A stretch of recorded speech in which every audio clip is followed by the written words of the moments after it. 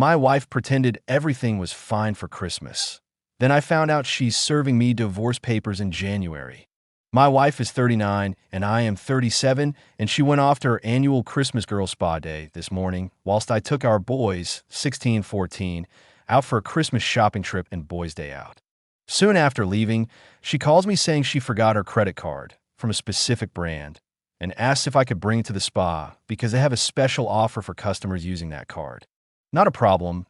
It was not far out of our way, so I went straight to her desk to get it out of the drawer and found a pile of papers from a family law solicitor. I just started to read them when she phones again saying that it's okay.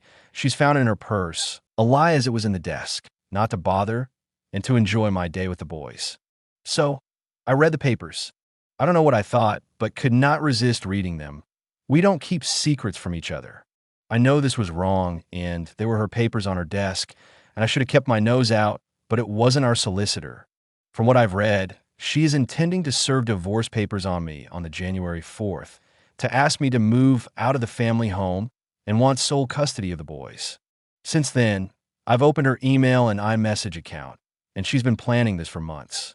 There's no one else involved as far as I can tell, but she is citing unreasonable behavior by me because it will be the quickest route. We earn about the same. Her is more this year because of bigger firm-wide bonus, and the boys' school fees are taken care of by her parents, so she's banking on it being quick and easy. I've scanned everything and email it all onto my account, but don't know what to do next. I'm at a total loss. I've done the shopping bit with the boys and had crepes, a tradition, and right now, they're watching Star Wars again. I'd seen it with them on Thursday very early morning, so I had an excuse to duck out. I'm in a coffee shop trying to work out what to do next. I think I'll try to keep it as normal as possible for them.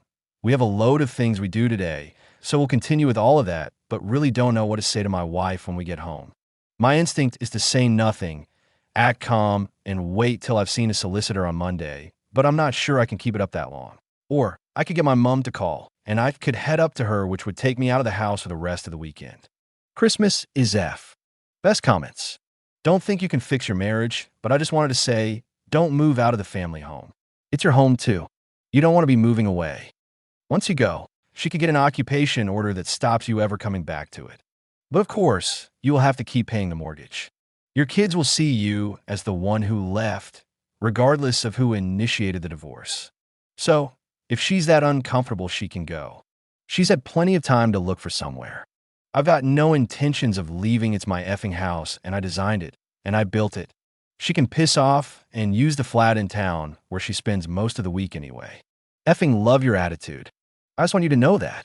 Just keep that attitude when she tries to take your children away from you. I mean, when the hell does she think she has on you to get sole custody? Not to mention the kids are old enough to have a big say in where they live. Get ready. Do not fight or confront her. No sense getting a domestic assault charge or restraining order. Talk to a lawyer ASAP. If you were planning a large Christmas gift for her, I'd return it. Do you have any idea why she wants to divorce you? Shouldn't that be the key question before all the when to call the lawyer stuff? Because I won't do everything the way she wants it done. She tries to be very controlling, but I've always stood up to her. In her job, she's the boss, and everyone jumps to her every whim. She was made a managing director 3 years ago, and it's been worse since then. She spends most of her time in a flat. She cheating, homie. Don't think so, but one can never be sure. Update number 1. So, I've calmed down a little and am more rational now. I won't trash her passport or do anything rash like employ a private investigator, a voice-activated recorder, bug the flat, or serve her papers on Christmas morning. I will be having a meeting with my solicitor first thing tomorrow. I'm playing golf with him, just happens to be at the clubhouse, not on the course. We were in counseling before because she did not like the fact I wouldn't bend to her will. She's a bully in almost all aspects of her life, but I never let her get away with it, which I guess is why she married me, as I was the first person to stand up to her. We started counseling after she crashed my car and feigned injury to stop me doing a job in Dubai for 3 months because it clashed with school holidays and she couldn't afford the time to look after the boys.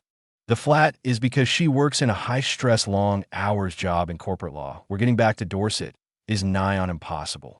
We tried living in London full-time, but it wasn't good for the boys, and in term time, on their most nights she is. Update number 2.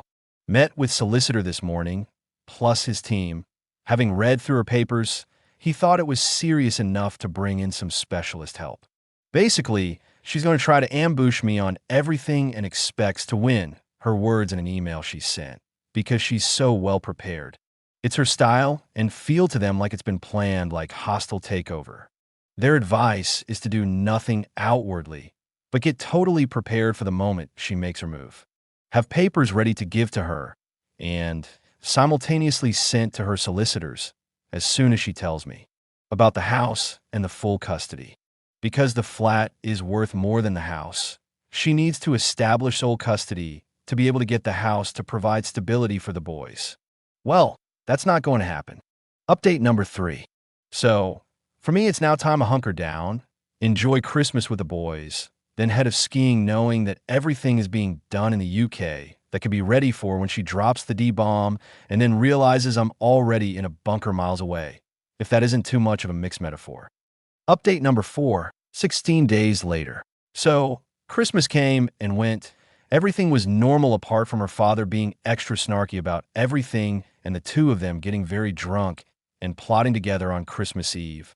We went off skiing as planned, and that went pretty much as normal. Soon-to-be ex-wife spent more time away from the group, skiing on her own, shopping, or at the spa, and this was commented on by a few of our friends.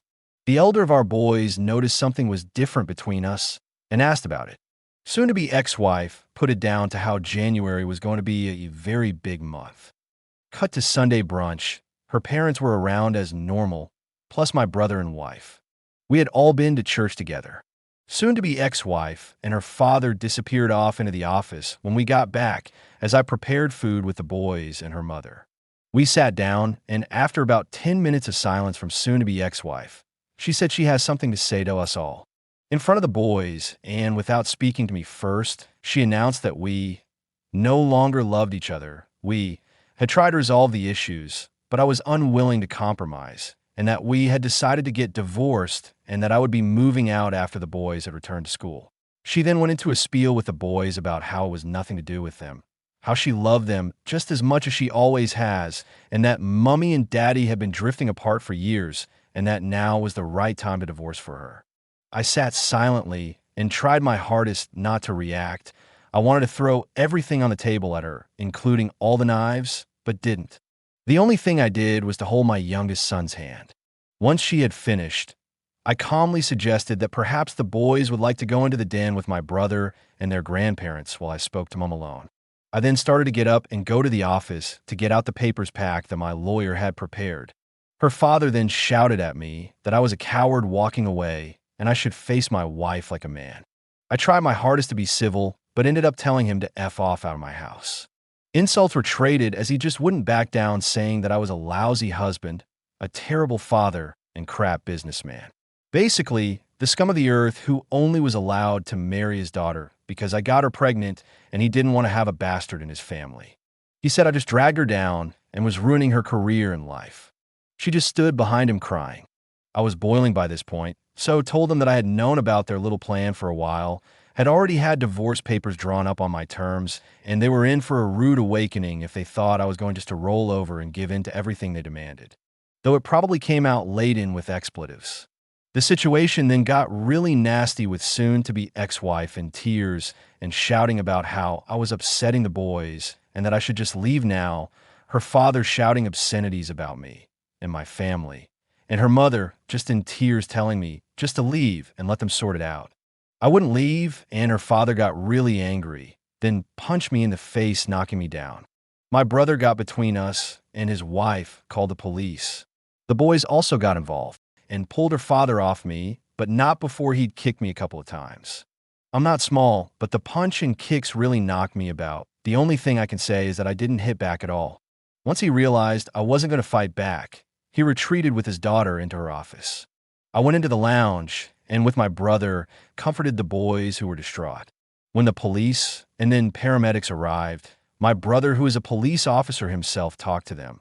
Then they took statement from both sides, escorted my father-in-law off the premises, and suggested that the best thing to do was me to leave the house. By this time, I talked to the duty solicitor for my lawyers, and they talked to the police and explained that I wouldn't be doing that.